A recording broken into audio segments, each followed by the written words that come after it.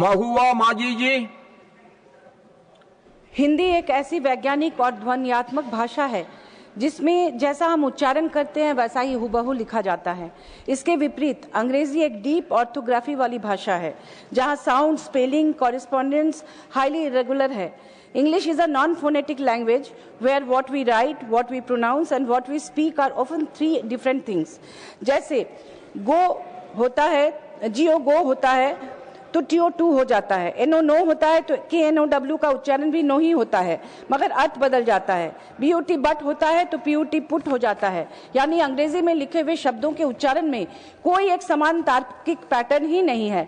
इस वैज्ञानिक भिन्नता को समझे बिना हमारे सरकारी रिकॉर्ड में हिंदी नेम्स एंड टर्म्स को लिखते समय भारी फोनेटिक डिस्टॉर्शन हो रहा है। अंग्रेजी की अवैज्ञानिक ऑर्थोग्राफी के आधार पर हिंदी नामों का ट्रांसलिट्रेशन किया जा रहा है। इससे ध्वनियों की वैज्ञानिक संरचना टूट रही है।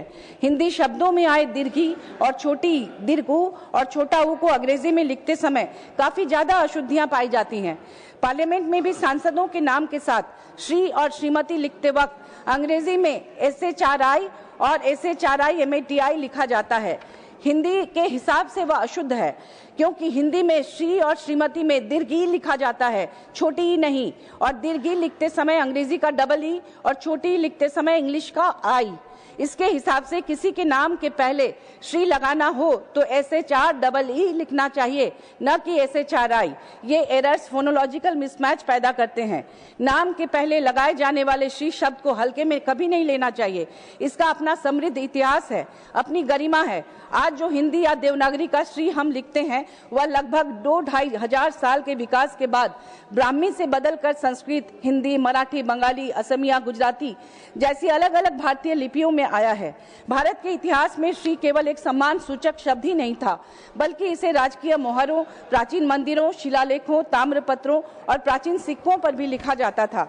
अतः श्री को अंग्रेजी में SHREE न लिखकर SHRI श्री लिखना सिर्फ भाषा की गलती नहीं बल्कि नागरिकों का आइडेंटिटी एरर है।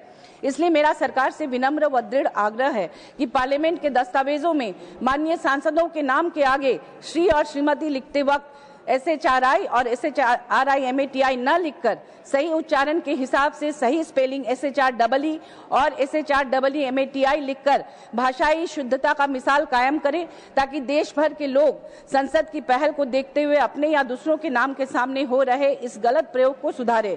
आज भारत में कोई भी साइंटिफिक नेशनल ट्रांसलिट्रेशन स्टैंडर्ड मौजूद ही नहीं है।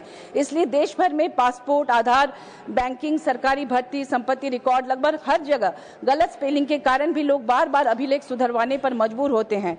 कई मामलों में डिजिटली मिसमैच रिकॉर्ड्स के कारण लीगल कॉम्प्लिकेशंस तक खड़े